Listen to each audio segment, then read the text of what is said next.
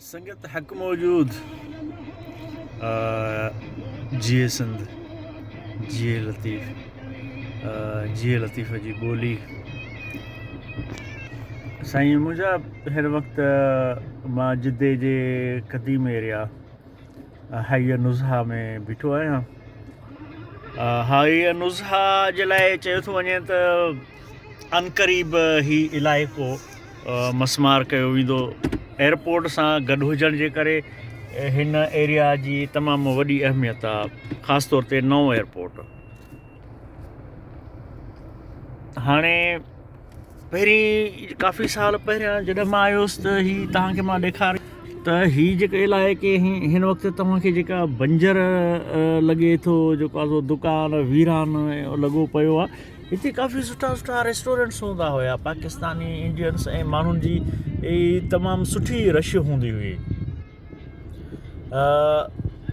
हिन वक़्तु इहा सूरत हाल आहे त कारुनि जा वर्कशॉप, उनखां अलावा ॿिया मेंटेनेंस जा वर्कशॉप हूंदा हुया, एल्युमिनियम जा वर्कशॉप्स हूंदा, लोह जे ठाहिण जा वर्कशॉप्स हूंदा, उहे मुकमल तौर ते बंदि थी चुका आहिनि। हिन इलाइक़े खे ख़ासि तौर ते एयरपोर्ट सां मुंसलिक हुजण जे करे हुकूमत जी तरजीह आहे त हिन इलाइक़े खे बहितर तरीक़े सां ठाहियो वञे। हीअ मां इन जे करे अव्हांखे ॾेखारियो थो त सुभाणे हीअ अगरि मस्मार थी वञे त हिकु तारीख़ मौजूदु हुजे तव्हां वटि, असां वटि, त हीअ जेको हीअ नुज़हा आहे जेको एयरपोर्ट सां मुतसिल आहे, त उहे इलाइक़ा तमामु माना हिकु कची तिर्ज़ हुया ऐं हिकु नंढियूं इमारतूं हिकु स्टोरीज़ जूं ग्राउंड फ्लोर ते ई ठहियलु हूंदियूं हुयूं। हिन तरह जो हीउ इलाइक़ो हूंदो हुयो। थी सघे 10 सालनि खां पोइ हिन इलाइक़े जा हीअ जेके इंफ्रास्ट्रक्चर्स आहिनि उहे तब्दील थी वञनि, हिते वॾा 5 स्टार होटल्स ठही वञनि। हुनखां अलावा के वॾियूं जेको आहे सो अञा इमारतूं ठही वञनि, जंहिंसां हिन इलाइक़े जो नक्शो बदिलिजी वेंदो। पर हीअ अव्हां वटि असां वटि महफ़ूज़ हुजण खां पोइ असांजे लाइ हिकु यादगार तारीख़ साबित थींदी। हीअ तव्हां ॾिसो, अक्सर हिते ई टैक्सी ड्राइवर्स रहंदा आहिनि, हिननि जूं गाॾियूं हिते ई मौजूदु हूंदियूं आहिनि। हीअ इलाइक़ो ख़ासि तौर ते माना पाकिस्तानी वधीक रहंदा आहिनि, पाकिस्तानी इंडियंस, थोरा घणा अफ्रीकन्स बि रहंदा आहिनि। आहे कचो इलाइक़ो तमामु, लेबर्स वारनि जे लाइ हूंदो अक्सर, ख़ासि तौर ते लेबर जा माण्हू हिते घणा रहंदा हुया। हाणे मां हिन वक़्तु वञा पियो दानिश ॾे, मुंहिंजी जेका आहे वञण जो जेको आहे हेडिंग उहो दानिश तरफ़ ई आहे। सो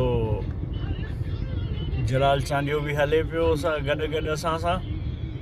जलाल चांडियो सिंध जो तमामु भलो फ़नकार हुयो, चपड़ी यकतारे खे जिद्दत बख़्शींदड़। जलाल चांडियो तमामु सुठो ॻाईंदड़ हुयो। सिंध में शौक़िया तौरु माण्हू हुनखे तमामु घणो पसंदि कंदा हुया। हिन वक़्तु बि माण्हू ॿुधनि था। मां हिन तरफ़ दानिश तरफ़ ई वञा पियो, दानिश जी रिहाइश ते। दानिश खे अॼु राति जो सिंध वञिणो आहे, हुनजी फ्लाइट आहे।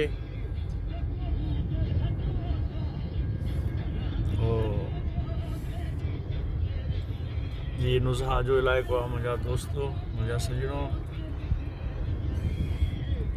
अचो त पंहिंजूं यादगिरियूं हर तरह सां महफ़ूज़ कयूं, ॿियनि खे ॼाण ॾियूं, ॿियनि खां ॼाण वठूं। इहो सिलसिलो जीअं रुकिजे न। ओथा यार चओ नुज़हा, ही दानिश जी बिल्डिंग आहे।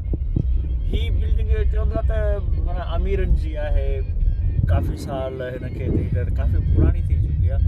हिन बिल्डिंग जो काफ़ी उरूज हुयो, जंहिं वक़्तु हिते वर्कशॉप्स हूंदा हुया। पोइ हिते रहण जे लाइ को हिकु कमिरो बि मिलणु वॾी मुश्किल हूंदो हुयो। हिन वक़्तु माण्हुनि जी अणाठ आहे, काफ़ी जेको आहे ख़ाली रिहाइशूं पयूं आहिनि।